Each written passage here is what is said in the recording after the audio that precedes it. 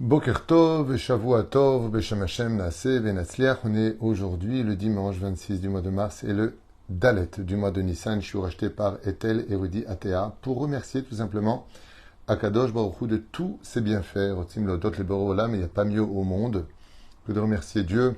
Comme je le dis souvent, faites une Seudat Odaya quand tout va bien et n'attendez pas d'avoir un problème pour en sortir et seulement à préférer une Seudat Odaya. Car celui qui remercie Hachem chaque jour de ce que Dieu lui donne, eh bien, comme vous le savez tous, Akadosh Baruch Hu lui donne encore plus. Ainsi donc, comme nous, avec nos enfants, quand nous avons le bonheur d'avoir des enfants grâce à Dieu et qu'on leur donne, et qu'on voit de la gratitude au sein de nos enfants, qu'ils ne prennent pas les choses comme étant mouvan me'elav, c'est-à-dire indu, comme étant quelque chose qui leur revient de droit, et qu'ils ont de la gêne, qui vraiment remercient et re-remercient, alors ça fait plaisir de donner, parce que l'effort prodigué pour transmettre quelque chose qui a été souvent gagné à la sueur de notre front se retrouve être d'une certaine façon épongé par le sourire de ceux qu'on aime. Et ça donne encore plus envie de donner. Mais quand on donne à quelqu'un et qu'il passe son temps à se plaindre comme si que tout ce que l'on faisait pour lui ressemblerait à quelqu'un qui essaie de moudre de l'eau, eh bien on n'a plus envie de donner puisque de toute façon c'est un fond sans, c'est un puits sans fond. Parce qu'il n'est jamais content, on n'arrive pas à lui résoudre ses problèmes, alors on finit par s'éloigner. Ainsi, le Créateur du monde réagit avec chacun de nous, et il n'y a pas plus grand, il n'y a pas plus beau, il n'y a pas plus grandiose que la reconnaissance dans le judaïsme, parce que si je devais traduire qu'est-ce que veut la Torah nous transmettre comme message, réponse, apprends à avoir de la gratitude. Le cours d'aujourd'hui, Bezrat Hashem, donc sera pour eux, pour leur réussite à Ethel et Rudi Atea, qui veut remercier Akadosh Baruch Hu de tous leurs bienfaits. Et il faut savoir que, à travers cela, on pensera bien sûr à l'élévation de l'homme chez le Kolmet Israël, et avant ça, Bezrat Hashem, Refouach Lema, une grande gloire pour vous tous, au mariage de chacun de vous, Kedat Moshe Israël, tous les bonheurs du monde sont, Bezrat Hashem, à votre porte, en espérant surtout une grande Géoula définitive et que de bonnes nouvelles. Pour pouvoir avoir un tel degré de remerciement, il faut avoir une qualité, et cette qualité se doit d'être requise, dans tous les sens du terme, c'est l'humilité. Quand on est humble, on sait dire merci. Quand on est humble, on sait faire de la place pour l'autre. Quand on est humble, on sait être transparent. Quand on est humble, on sait, Baruch Hashem, qui on est.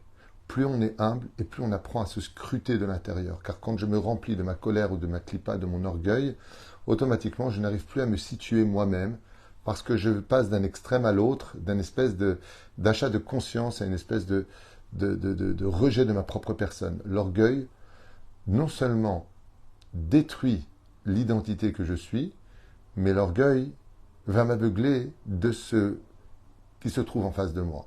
C'est pour cela que la matzah que nous avons à Pessah est quelque chose de très fin. Pourquoi est-ce que c'est fin? Parce qu'elle existe pour elle-même, mais te laisse voir au-delà d'eux. Tandis qu'avec la levure, cette matzah, si on avait mis de la levure, serait gonflée.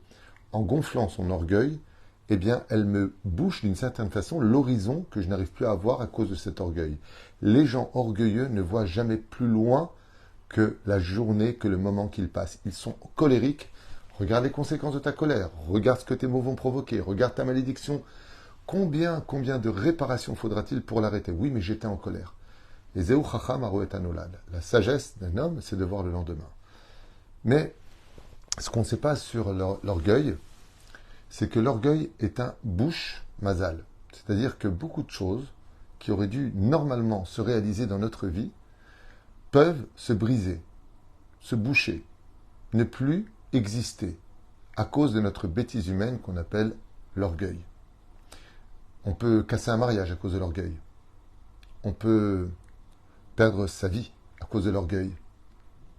On peut tout perdre dans ce monde à cause de l'orgueil, mais surtout, la Torah nous dit ouvertement, En anivahu yecholim ladur bekfifa achat.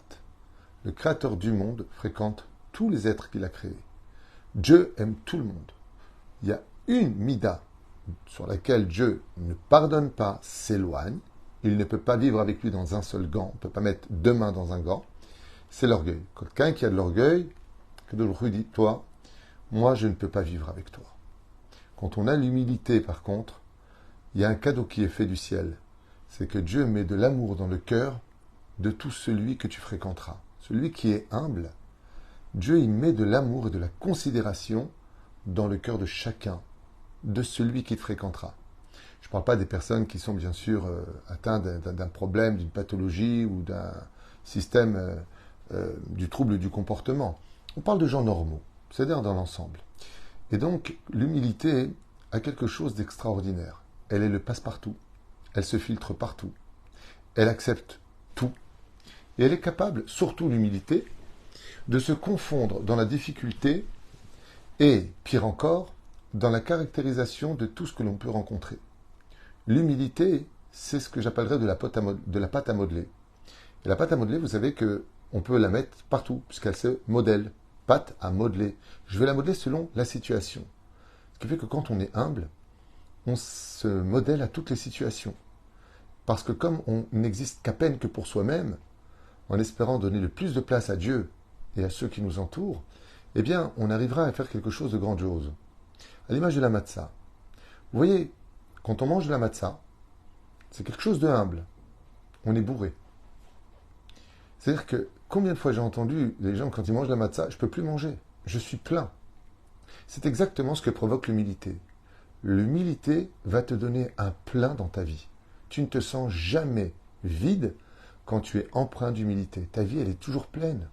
Parce qu'en réalité, on pense que quand on brasse de l'air et on crie, et moi, et je fais, on a l'impression que notre vie, elle est remplie de tout. En réalité, ce n'est qu'une vitrine qui cache une ruine. Car quand on est vraiment humble et qu'on est bien, on ne cherche pas à exposer nos richesses à l'extérieur, notre savoir à l'extérieur. Vous savez qu'il y a des gens qui sont tellement orgueilleux qu'ils ne le savent même plus. Quand ils te parlent, c'est pas pour te parler, c'est pour s'écouter eux-mêmes. Quand tu leur demandes l'heure, ils te racontent où ils ont acheté leur montre.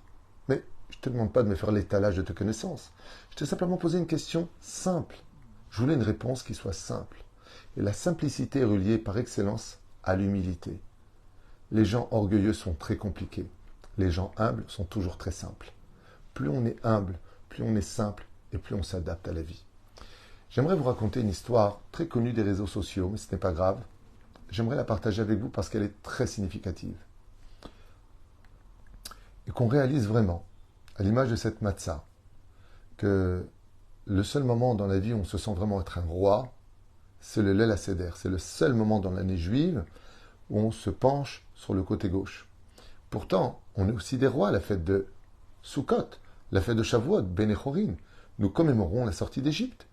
Alors, pourquoi ne pas avoir ce sentiment de royauté princière? Pourquoi ne pas se sentir noble et honorable? Parce qu'on mange du pain. Le seul moment où on va le manger sur le côté gauche, comme le font certains Tunisiens ou Yéménites, qui s'allongent carrément sur un tapis par terre ou sur un matelas, pour vraiment vivre la sensation d'être un roi à l'époque, comme les rois mangeaient, allongés sur le côté gauche pour ne pas s'étrangler avec le canet et la véchette. Comment se fait-il que c'est que pour la fête de Pessah? Parce que le Créateur du monde nous dit, c'est vrai que les Shalosh Regalim et que nos fêtes juives, Zecher Litziat Mitzraïm, sont en souvenir de la sortie d'Égypte. Mais tu manges quand même de l'orgueil. Dans le pain, il y a du levain. Il gonfle. Et donc on a peur que si on te dit que tu es roi, alors que tu le ressens déjà ainsi grâce à ton orgueil, tu deviens le roi des rois. Mais il y en a déjà un, donc mange droit.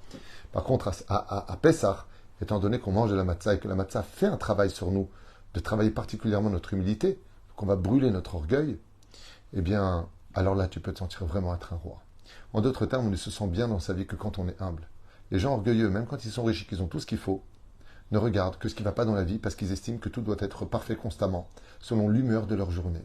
En d'autres termes, les orgueilleux ne sont jamais heureux. Jamais. Et donc ne remercieront jamais Dieu.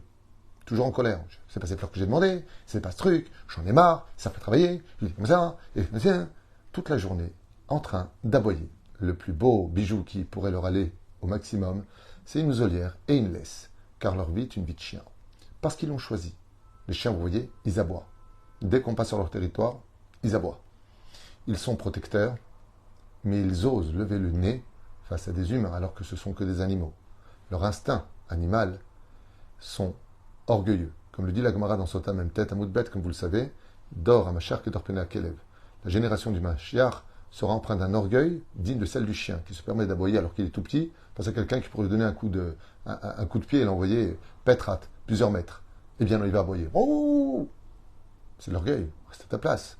Au moins, tu es un pitbull. On comprend, mais là, petit caniche, rien du tout. C'est Péroucha Davar. que quand on ne connaît pas sa place, on aboie. Mais on est mis sous, malheureusement, la laisse de notre propre Yetzirara qui te dira tu ne supportes pas, tu ne dois pas tolérer, et ainsi de suite. Alors c'est sûr que la finesse de l'humilité, ça ne veut pas dire je vais me laisser cracher dessus, monter dessus, et que chacun fera ce qu'il veut, il a des débauche et je dois rien dire. Non, on doit dire ce qu'on a à dire, mais avec beaucoup d'humilité. On peut être tout à fait clair, franc et précis en étant humble. Être humble, ce n'est pas une maladie. Ce n'est pas la maladie de celui qui je suis que poussière. Non, ce n'est pas ça. Être humble, c'est savoir qu'on vient de la poussière, qu'on retourne à la poussière, qu'on n'est qu'une créature, qu'on a un devoir à accomplir, mais que malgré tout, on n'est rien, comme tout le monde. On raconte l'histoire d'une femme qui était médecin à Jérusalem.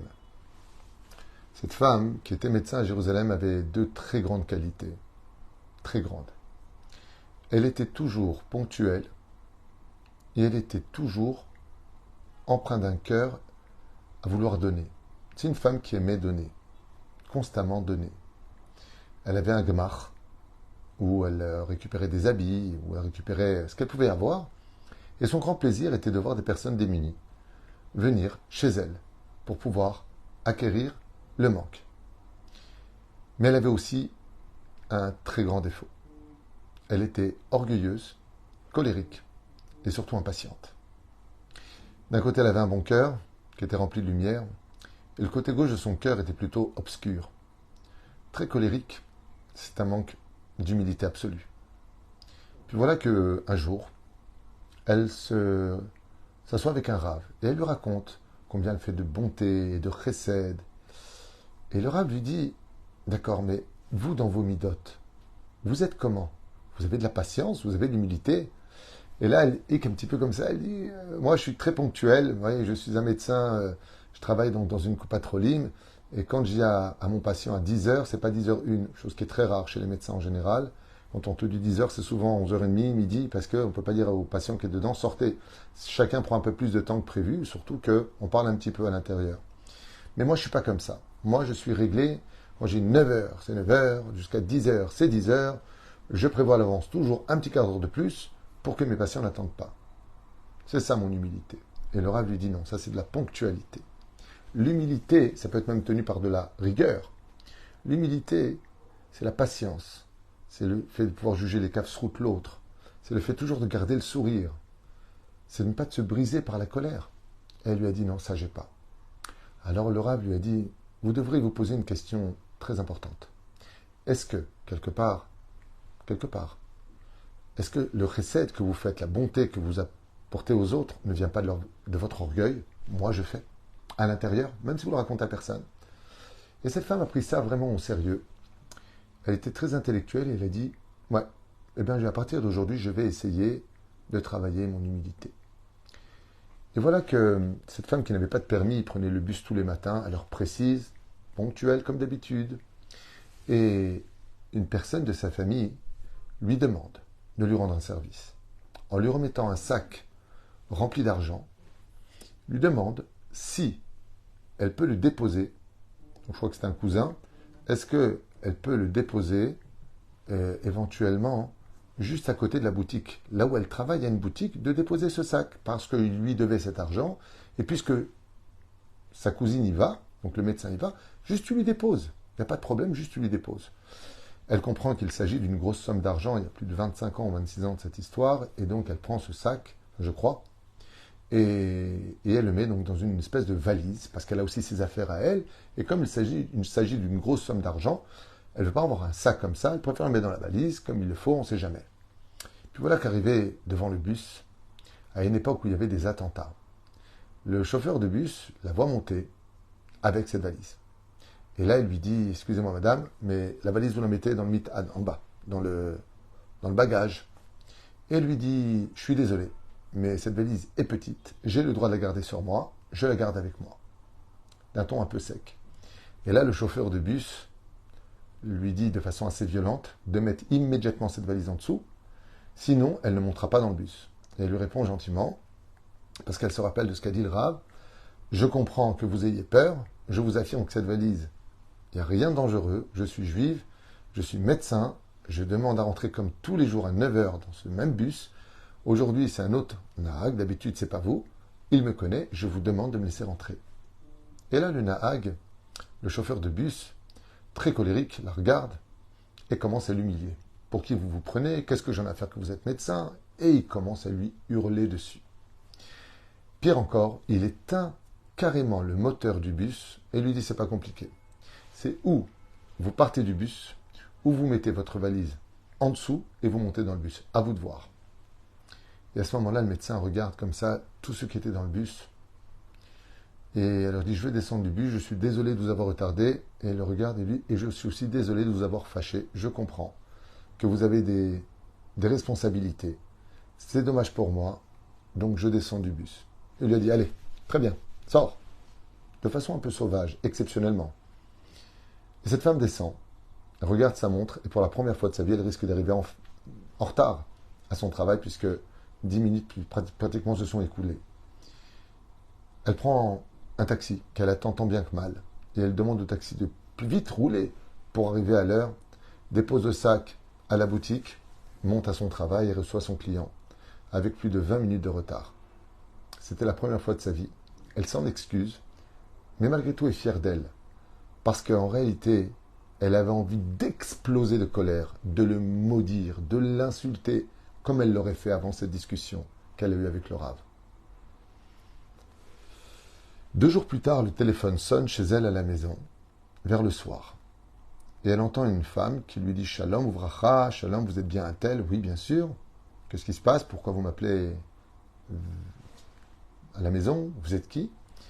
Et il lui dit « Je suis la maman, on va l'appeler comme ça, de Sarah. » La maman de Sarah, mais quelle Sarah? On va lui donner un nom stam, Sarah Lévy. Ok, ce nom me dit quelque chose. Il dit effectivement, ma fille avait fait un shidduch avec votre fils il y a à peu près 3 mois de cela. Est-ce que vous vous rappelez? Ah, vous êtes la fameuse maman de cette Kala dont mon fils était éperdument amoureux. Et ce shidduch n'a pas marché. Et il lui dit effectivement, ce shidduch n'a pas marché parce que c'est moi qui l'ai arrêté. Alors, la femme médecin lui dit, comment ça, vous avez arrêté le shidduch? Il lui dit, je vous dis franchement, vous savez, quand on marie nos enfants, on veut le meilleur pour eux. Et qu'on le veuille ou pas, même si on ne se marie pas avec la famille d'en face, on a un lien avec cette famille. Car les 2 familles vont créer le couple. C'est le gendre, c'est la belle-fille, un Shabbat à droite, un Shabbat à gauche, les fêtes. Alors je m'étais un peu renseigné sur vous, pour comprendre d'où sortait votre fils, que nous, on aimait bien à la base. On avait entendu beaucoup de bonnes choses sur lui. Le shidduch marchait très fort. Et je ne vous cache pas que ma fille s'était déjà emprise de lui. Elle le voulait vraiment. Seulement, quand je me suis un peu renseigné sur vous, j'ai eu 2 témoignages qui m'ont confirmé que vous étiez une femme colérique, nerveuse, que vous en veniez à insulter, que vous pouviez vraiment aller plus loin que ça encore jusqu'à maudire. Il était hors de question que ma fille rentre dans une famille où le dialogue n'était pas possible, qu'on vive dans un monologue, ou que Bichlal, elle se retrouve stressée de vous rencontrer. Ma fille ne méritait pas cela. Donc, j'ai demandé à ma fille de rompre avec vous, avec cette famille, parce que je ne voulais pas qu'elle souffre. Et à ce moment-là, il y a un vide et il lui dit, alors, pourquoi vous êtes revenu sur votre décision? Et elle lui répond au téléphone, parce qu'il y a 3 jours de cela, à 9 heures du matin, j'étais dans un bus, et je vous ai vu monter dans le bus. Et j'ai vu comment vous avez réagi de façon tellement humble, tellement propre, à vous excuser pour nous avoir retardé nous, mais aussi d'avoir fâché ce fameux conducteur de bus, alors qu'il a été vulgaire avec vous et vous a parlé comme une moins que rien. Et avec tout cela, vous avez gardé le sourire, et vous êtes descendu, et je vous ai regardé de loin, vous regardiez votre montre, et puis vous avez pris certainement un taxi, je ne sais pas, ou peut-être un prochain bus. Mais je me suis rendu compte qu'on avait dit des bêtises sur vous, et que vous étiez une femme exceptionnelle. Donc je voulais simplement vous dire que nous sommes d'accord pour continuer ce shidduch. Effectivement, le fils du médecin et Sarah Lévy, on va l'appeler comme ça, se sont mariés. Et cette femme a surtout réalisé, en racontant son histoire, que l'humilité, c'était vraiment ce qui pouvait le plus libérer le meilleur des mazals pour chacun de nous. C'est dommage que... Donc c'est un exemple, il y a beaucoup d'autres histoires à raconter sur l'humilité, il y en a des dizaines et des centaines, voire des milliers, où on voit que l'humilité est capable de pénétrer là où l'orgueil n'a pas sa place. Tout ce qui est rigide, tout ce qui est dur dans ce monde, ne te laisse pas respirer. Mais par contre, quand tu es humble, alors non seulement Dieu met de l'amour et de l'estime dans le cœur de ceux qui te connaissent, de ceux qui te fréquentent, mais en plus de cela, tu seras capable d'ouvrir des océans que l'orgueil n'aurait rien pu faire d'autre que de se noyer au plus profond des abîmes de cet océan. L'orgueil nous noie. L'humilité, par contre, est tellement légère qu'elle nous permet de survoler les océans, à l'image du peuple d'Israël qui, quand il traversa la mer Rouge, se sont mis à chanter, parce que pour la première fois de leur vie en tant que peuple, ils avaient réalisé qu'ils étaient des fils de rois, des princes de l'histoire, tout en restant extrêmement humbles. Az, Yashir Moshe, Ouvne Israël et Tashira Azot. Quand on est humble, on est toujours souriant, on a envie de chanter Dieu, et surtout de le remercier. Baruch Adonai Leolam, Amen ve Amen.